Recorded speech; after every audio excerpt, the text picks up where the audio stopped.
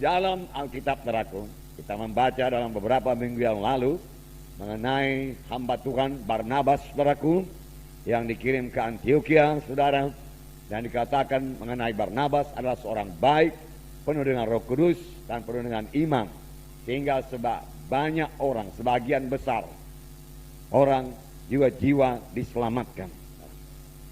Perbuatan baik selalu membawa jiwa-jiwa kepada keselamatan, saudara.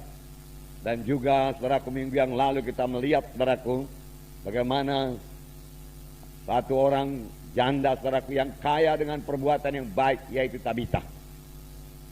Selalu berbuat baik, suka berbuat baik, suka menolong orang. Dia mengasihi janda-janda yang lain. Dia berkorban, dia bekerja keras, saudaraku, supaya dia bisa memberi, saudaraku. Dia rupanya suka memberi, suka berkorban, saudaraku. Itu perbuatan yang baik. Dia suka berkorban, suka memberi. Dan pada suatu hari dia meninggal dunia, tetapi Tuhan menghidupkan dia kembali, saudaraku. Puji Tuhan, saudaraku. Dalam Matius 5:16 dikatakan, saudara, bahwasanya perbuatan baik kita itu mempermuliakan Tuhan. Tetapi sebelum kita sampai di situ, saya mau menerangkan kepada saudara bahwa sekedar perbuatan baik saja tidak membawa kita kepada keselamatan. Amin. Jangan pula nanti kita hanya mengandalkan perbuatan baik, tidak, saudara. Bahkan sebelum selamat kita tidak sanggup berbuat baik, karena kebaikan adalah buah Roh Kudus. Tuhan Yesus berkata, hanya seorang yang baik, yaitu Allah, saudara. Begitu dalamnya arti kebaikan kepada Tuhan Yesus, saudara. Yang tidak bisa kita capai, saudaraku, hanya dengan, saudaraku, keadaan manusiawi kita, kesanggupan manusiawi kita saja, saudara. Kita perlu Roh Kudus memenuhkan kita, menguasai kita, dan kita bersandar kepada Roh Kudus, supaya Roh Kudus memberikan buah Roh, yaitu kebaikan di dalam hidup kita, saudara. Nah, dalam Matius 5:16 dikatakan, saudara, Matius 5:16, demikianlah hendaknya terangmu bercahaya di depan orang, supaya mereka melihat perbuatanmu yang baik dan memuliakan Bapamu yang di sorga. Terangmu bercahaya, terang anak-anak Tuhan, saudara. Kita ini, saudaraku, terang Tuhan. Ya, semalam, saudaraku, Tuhan memberikan pengertian bahwasanya kelompok sel itu ada seperti mercusuar yang memancarkan terang. Terang itu ialah kasih. Kapan dalam satu kelompok sel tidak ada kasih, saudaraku, yang ada hanya mercusuar saja. Satu menara yang tinggi serupa monumen, saudaraku, tetapi tidak memancarkan cahaya apa-apa, tidak ada gunanya. Di waktu malam, saudaraku, kapal-kapal akan lewat, saudaraku, dan kapal-kapal tidak tahu bahwa di situ ada batu karang. Ketabrak juga, saudaraku, dan rusak, boleh jadi tenggelam, saudaraku. Tetapi satu kelompok sel, saudaraku, yang memiliki kasih, saudaraku, adalah seperti mercusuar yang memancarkan cahaya itu, saudaraku, sehingga kapal-kapal yang lewat pada malam hari bisa selamat. Nah, di sini dikatakan biarlah terangmu bercahaya. Kemudian dikatakan lagi, supaya mereka melihat perbuatanmu yang baik, perbuatan yang baik, perbuatan yang baik, dan memuliakan Bapamu yang di sorga. Haleluya. Nah, saudaraku yang kasih dalam nama Yesus, dalam Ibrani 10 ayat 24, kita harus saling mendorong, saling menguatkan untuk berbuat perbuatan baik. Amin, saudara. Perbuatan baik. Amin, saudara. Haleluya. Semua kita mau melaksanakan perbuatan baik. Haleluya. Sebab dengan demikian nama Tuhan kita dipermuliakan, nama Yesus dipermuliakan, saudaraku. Mata dunia memandang kepada kita, dan kalau dia lihat kita ini orang baik, saudaraku, berbuat perbuatan yang baik, saudaraku, dia tahu kita orang Kristen, lalu nama Tuhan dipermuliakan. Amin. Haleluya. Nah, dalam Ibrani 10 ayat 24, dan marilah kita saling memperhatikan, supaya kita saling mendorong dalam kasih dan dalam pekerjaan baik. Ya, saling memperhatikan. Ya, anak-anak Tuhan juga harus memperhatikan anak Tuhan yang lain, tidak memperhatikan dirinya sendiri saja. Dalam kelompok sel kita memperhatikan jiwa-jiwa dalam kelompok sel kita, jiwa-jiwa mana yang tidak datang. Pada kaum bapa harus tahu Kaum bapak mana yang tidak datang dalam kelompok selnya? Kaum ibu juga demikian. Kaum ibu juga harus mengetahui kaum ibu mana yang tidak datang dalam kelompok selnya. Marilah kita saling memperhatikan. Dikatakan di sini. Dan kemudian saling mendorong dalam kasih. Saling mendorong dalam kasih. Dan saling mendorong dalam perbuatan yang baik. Dalam pekerjaan yang baik. Saling mendorong. Atau boleh juga dikatakan bekerja sama dalam melakukan pekerjaan yang baik. Amin, saudara. Ya. Maukah saudara mengerjakan pekerjaan yang baik? Haleluya. Sudah 2 kali saya tanya. Haleluya. Semua mau, saudaraku? Haleluya. Nah, saudaraku, banyak macamnya perbuatan yang baik. Dalam Matius 25 bisa kita jabarkan itu, saudara. Pada waktu aku lapar, engkau memberi aku makan. Pada waktu engkau haus, engkau memberi aku minum. Pada waktu aku dalam penjara, engkau mengunjungi aku. Pada waktu aku sakit, engkau mengunjungi aku. Ya. Pada waktu aku telanjang, engkau berikan aku pakaian. Nah, itu macam-macamnya. Amin, saudara. Berbuat baik. Berbuat baik. Tapi saudaraku, kita sebagai orang-orang rohani, saudaraku, terutama kita berbuat baik dalam hal rohani. Itu prioritas yang pertama. Saudara tolong orang dalam perkara badani, saudaraku, tetapi saudara tidak menolong dalam perkara rohani, hasilnya tidak seberapa. Kalau misalnya disuruh pilih, saudara bisa menolong dia dalam bidang rohani dan membawa dia kepada keselamatan, saudara, ataukah saudara menolong dia hanya dalam bidang badani materi saja, saudaraku, kita harus memilih menolong dia dalam bidang rohani, terlebih memimpin dia sampai kepada keselamatan, meneguhkan imannya, membawa dia kepada kebaktian minggu, membawa dia kepada kebaktian kelompok sel. Amin, saudara. Haleluya.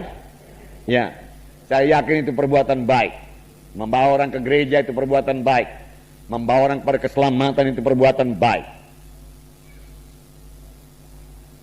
Menurut saudaraku, pendapat saya, saudaraku, mengenai orang Samaria yang baik hati itu, saudaraku, ya, saya percaya itu berlaku bagi perkara badani, berlaku bagi perkara rohani.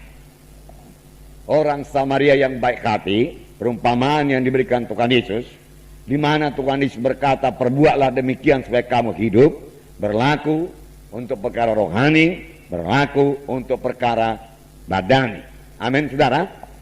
Ya, mari kita baca sebentar, saudara. Lukas 10. Saudara masih ingat ayatnya? Lukas 10. Tuhan Yesus berkata, perbuatlah demikian, maka kamu akan hidup.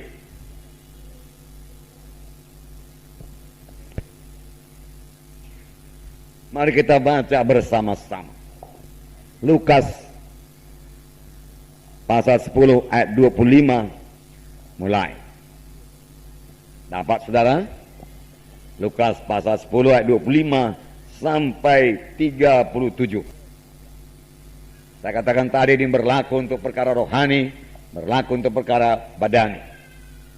Kita baca ayat 25. Pada suatu kali berdirilah seorang ahli Taurat untuk mencoba Yesus. Katanya, Guru, apa yang harus kuperbuat untuk memperoleh hidup yang kekal? Jawab Yesus kepadanya, apa yang tertulis dalam hukum Taurat? Apa yang kau baca di sana? Jawab orang itu, kasihilah Tuhan Allahmu dengan segenap hatimu, dan dengan segenap jiwamu, dan dengan segenap kekuatanmu, dan dengan segenap akal budimu, dan kasihilah sesama manusia seperti dirimu sendiri. Kata Yesus kepadanya, jawabmu itu benar, perbuatlah demikian maka engkau akan hidup. Tetapi untuk membenarkan dirinya, orang itu berkata kepada Yesus, dan siapakah sesamaku manusia? Jawab Yesus, adalah seorang yang turun dari Yerusalem ke Jeriko. Ia jatuh ke tangan penyamun-penyamun, yang bukan saja merampoknya habis-habisan, tetapi yang juga memukulnya, dan yang sesudah itu pergi meninggalkannya setengah mati. Kebetulan ada seorang imam turun melalui jalan itu. Ia melihat orang itu, tetapi ia melewatinya dari seberang jalan. Demikian juga seorang Lewi datang ke tempat itu. Ketika ia melihat orang itu, ia melewatinya dari seberang jalan. Lalu datang seorang Samaria yang sedang dalam perjalanan ke tempat itu. Dan ketika ia melihat orang itu, tergeraklah hatinya oleh belas kasihan. ia pergi kepadanya, lalu membalut luka-lukanya. Sesudah ia menyiraminya dengan minyak dan anggur, kemudian ia menaikkan orang itu ke atas keledai tunggangannya sendiri, lalu membawanya ke tempat penginapan dan merawatnya.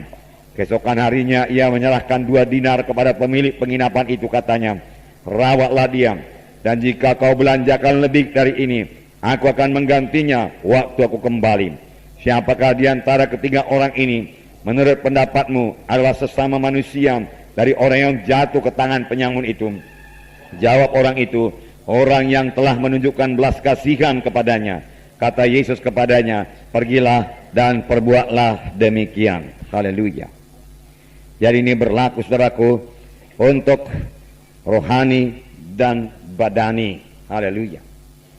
Saudara, yang saya mau ceritakan kepada saudara, mari kita praktekkan dalam sidang Tuhan ini. Saudara bertanya bagaimana mempraktekannya. Adakah orang disamun di sini? Mari saudaraku, saya ceritakan kepada saudara. Amin. Semalam ada pertemuan saudaraku pemilik rumah. Ya. Nah, saudaraku, saya hadir dan saya memperhatikan tiap-tiap pemilik rumah yang memperkenalkan dirinya. Apa yang saya lihat, saudaraku? Kebanyakan kaum bapak tidak hadir, saudaraku. Padahal itu hari libur, saudaraku. Dia tidak hadir, saudaraku, dalam pertemuan pemilik rumah, saudaraku. Saudara, menurut pendapat saya kemungkinan besar, mudah-mudahan janganlah, saudaraku, ya. Tapi bisa juga, saudaraku, dia tidak hadir dalam kebaktian minggu, ataupun, saudaraku, yang paling parah lagi, dia tidak hadir dalam kebaktian kelompok sel di rumahnya sendiri, saudara. Nah, saudaraku yang kekasih dalam nama Yesus, apakah yang kita perbuat, saudaraku? Ya. Kita mengerti, saudaraku, bahwasanya kalau dia tidak hadir dalam kebaktian minggu, kalau pertemuan pemilik rumah itu jarang-jarangnya itu, saudaraku. Tetapi kalau kaum bapak itu, saudaraku, atau kalau kaum ibu pun jadi, tidak hadir dalam kebaktian minggu dan tidak hadir dalam kebaktian kelompok sel, saudaraku, dia tidak akan mungkin bertumbuh, saudara.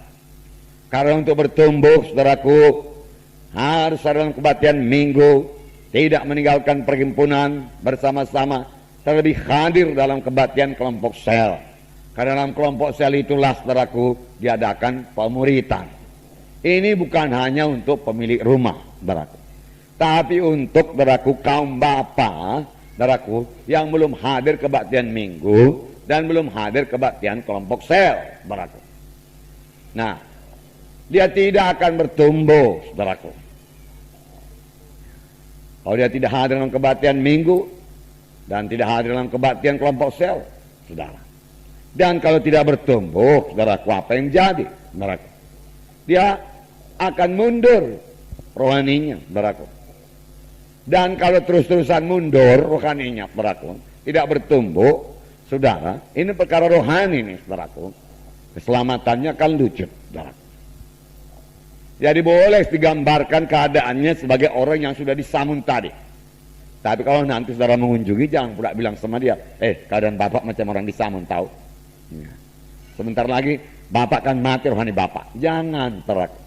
Kita harus memiliki hikmat daripada Tuhan. Saudara, hikmat daripada Tuhan ini, saudaraku, kita katakan pada hari minggu yang lalu itu didapat dengan persekutuan yang rapat dengan Tuhan, didapat dengan selalu berdoa, mendengarkan suara Tuhan, membaca Alkitab, menghadiri kebaktian, mendengarkan firman Tuhan dari hamba Tuhan yang diurapi Tuhan.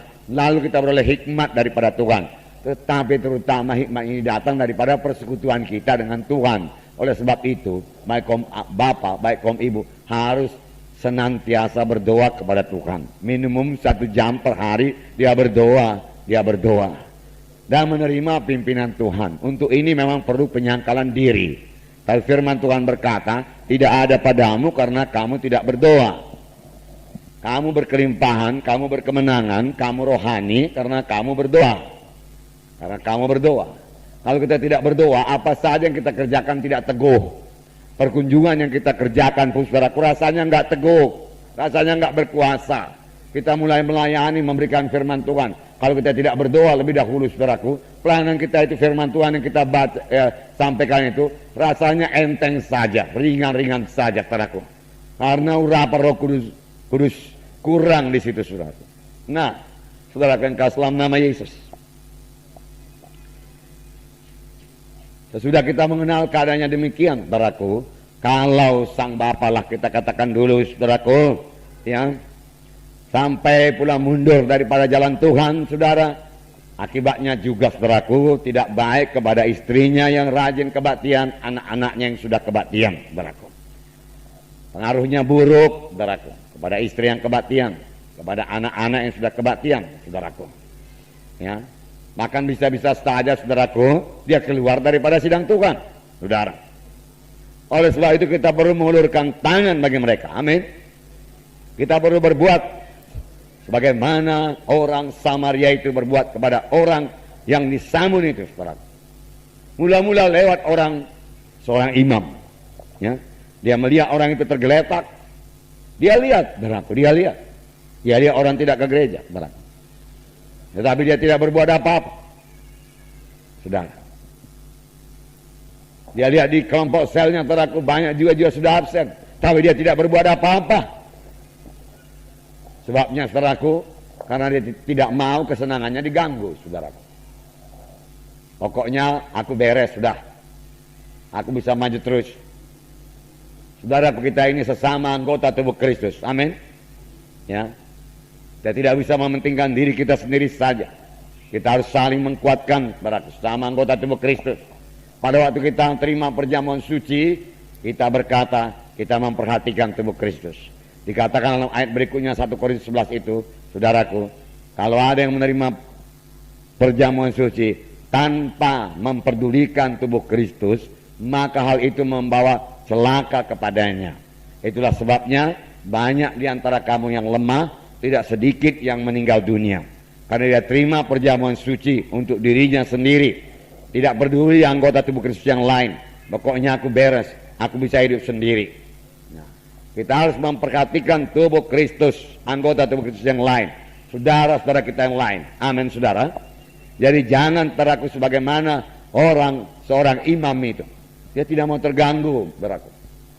Ya, dia boleh berkata urusanku banyak, aku mau melayani dan lain sebagainya. Saudaraku, dan dia tinggalkan orang yang disamun itu, saudaraku, yang hampir mati. Saudaraku, saya yakin, ya, kalau orang 3 bulan nggak kebaktian itu sudah hampir mati itu, saudaraku. Ya apa enggak, saudaraku? Ya, kasihan dia apa enggak, saudaraku? Kasihan, saudaraku. Kasihan. Ya. Apakah kita biarkan aja ini, saudaraku? Kita biarkan, saudaraku? Tidak, ya, tidak. Atau kita mau sebagai orang Lewi, saudaraku, orang beragama. Firman Tuhan berkata, pada hari zaman orang akan mementingkan dirinya sendiri. Pada hari zaman orang akan merupakan dirinya sebagai orang yang beribadah, tetapi menolak kuasa ibadah itu. Nggak mau berubah. Dia tidak memakai kuasa ibadah. Saya percaya kuasa ibadah itu kuasa Roh Kudus yang bisa mengubahkan orang itu, tapi dia tolak saja. Dia tidak mau berubah. Dia mau tetap dalam dosanya. Dan ini banyak kedapatan dalam gereja tradisi.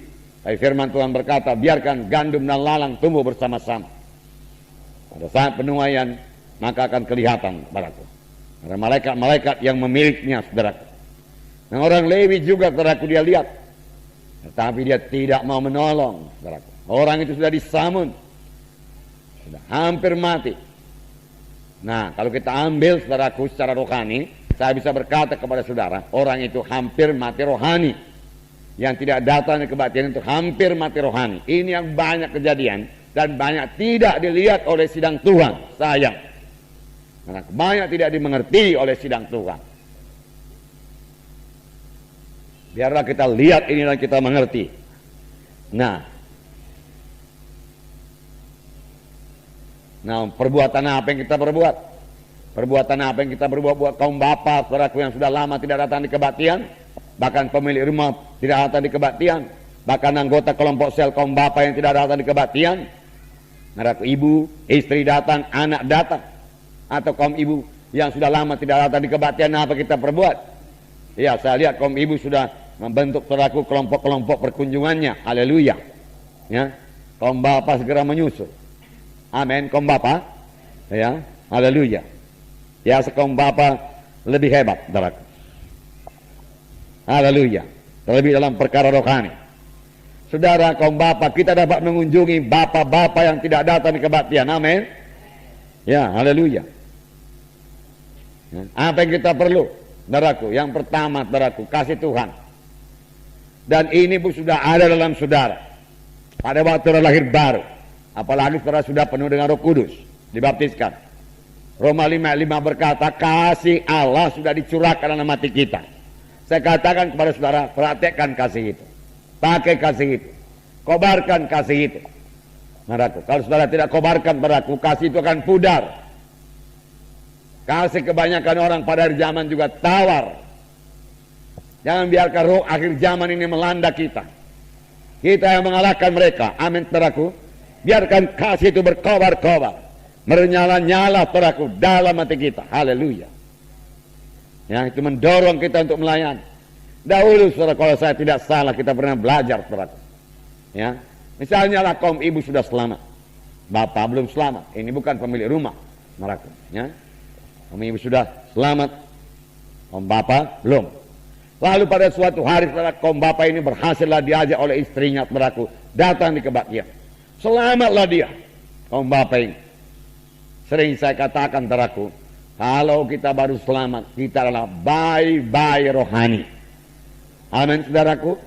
Jadi walaupun dia kaum bapa, dia adalah bayi-bayi rohani. Saudara, alangkah kejamnya kalau kita sampai mentelantarkan, saudaraku, bayi-bayi yang baru lahir, saudaraku. Harus dirawat sungguh-sungguh, saudaraku. Kejam kalau kita biarkan. Udah lahir, udahlah, biarin di situ, di atas meja. Kaum ibu mengerti, amin. Ya, dia jaga anaknya, saudaraku. Oh, kain lampin yang banyak, saudaraku, disediakan, saudaraku, ya, supaya anak itu tetap hangat, saudaraku. Dikasih minum susu, saudaraku, ya, diatur semua makanannya supaya bertemu dengan baik. Tapi biarlah kita mengerti juga perkara rohani kepada bayi-bayi rohani. Mereka perlu dirawat, ya, mereka perlu bertumbuh, mereka perlu bertambah dewasa. Dan biarlah kita juga mengerti bahwasanya mereka tidak dapat menjadi besar sendiri. Mana pernah melihat bayi yang menjadi besar sendiri, taruhkan tempat tidur sana, saudaraku, besok tambah besar dia, saudaraku. Seminggu lagi tambah besar, saudaraku. Saudara, ya, 3 bulan dia pun mulai, saudaraku, merangkak-rangkak, saudaraku. 1 tahun dia mulai jalan-jalan, saudaraku, lompat dari tempat tidur, saudaraku. Enggak ada itu, saudaraku. Ya, harus dijaga. Amin, saudaraku. Harus dirawat. Amin. Terlebih dalam bidang rohani, masih ada setan lagi, masih ada musuh. Saudara, musuh yang mau membunuh bayi itu, saudara. Yang mau mensamun. Disamun kata tadi, ya. Ya, disamun dan ditinggalkannya hampir mati. Itu sebabnya kita katakan sedang kita ini sebelum 24 jam kunjungilah jiwa itu. Jiwa baru, saudaraku. Nah, supaya jangan disamun setan lebih dahulu. Jangan setan lebih dahulu mengunjungi kita lebih dahulu. Amin, saudaraku. Ya. Nah, dalam perkunjungan itu kerap kali kita berjumpa pula dengan jiwa-jiwa yang belum selamat. Satu kesempatan lagi, saudaraku, kepada kita untuk memberi buah kepada Tuhan. Dan kalau kita bertemu dengan orang sakit, haleluya, satu kesempatan lagi untuk mempraktekkan kuasa Tuhan. Percayakah saudara semua sudah diurapi Tuhan untuk berdoa meletakkan tangan atas orang sakit, lalu orang itu akan sembuh? Percaya, saudaraku? Mari praktekkan supaya karunia ini bertambah-tambah, saudaraku, dalam hidup saudara. Praktekkan, amin. Praktekkan, letakkan tangan, saudaraku. Saudara, kalau dia jiwa baru, nggak usah pikir-pikir layak tidak layak ini didoakan, nggak usah, saudaraku. Ya. Bahkan kadang-kadang saya tawarkan, saudaraku, apalagi kalau dia dari agama lain, ya, saya mau berdoa buat bapak. Dia bilang, bapak mau saya doakan? Mau. Tapi saya akan berdoa dalam nama Yesus, saya katakan. Ya, enggak apa-apa, saya percaya. Kalau bapak percaya dalam nama Yesus, bapak akan tolong Tuhan. Ya, katanya, doakan. Amin, saudara. Mana mau tanya, mau ke gereja apa enggak? Mau dibaptis apa enggak? Mana tahu dia baptisan, saudaraku. Ya, agamanya pun lain, saudaraku. Mau ke gereja apa enggak? Saudaraku, dia akan pikir udah sakit dia, saudaraku. Entah matinya aku besok pindah pula ke gerejanya. Enggak ada yang nanam pikirnya, saudaraku. Ya. Murah hati, saudaraku, mengasihi. Amin, saudaraku. Mengasihi. Ya. Haleluya. Nah, saudaraku. Jadi kalau sakit, saudaraku, ya, saudaraku, kadang-kadang kita ini terlalu banyak menengking, saudaraku. Ya. Udah sakit, apa dosa? Mesti ada ya. Kuasa kegelapan. Itulah sebabnya sakit. Tahankan.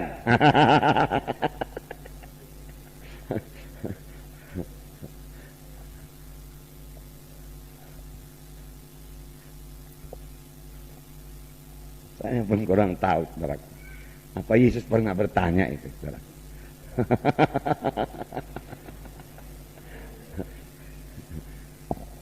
Mak mentua Petrus, saudaraku, sakit.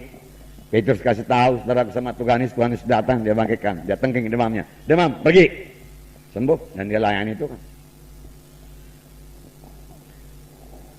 Amin, saudara. Ya, orang kusta, saudaraku, berseru. Ya. Jesus, anak Daud, tolong. Orang berhenti. Mau apa? Mau sembuh. Nah, sembuh kau. Ya. Apa dulu diperbuat nenek moyangmu maka kau kena kusta? Hah?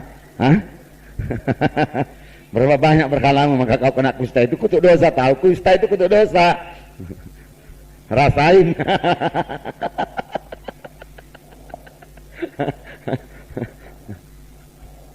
Berapa jiwa nanti kita bawa kepada Tuhan, saudaraku. Kita ini kan mengabarkan Injil, saudara. Amin. Injil penuh kemurahan, kemurahan Tuhan, kebaikan Tuhan, saudaraku. Ya, amin, saudara. Roh Kudus biar mengajar kita, amin. Tapi dari kita sendiri, saudaraku. Sama sebagaimana orang Samaria ini, dia berhenti, dia turun dari kudanya, saudaraku.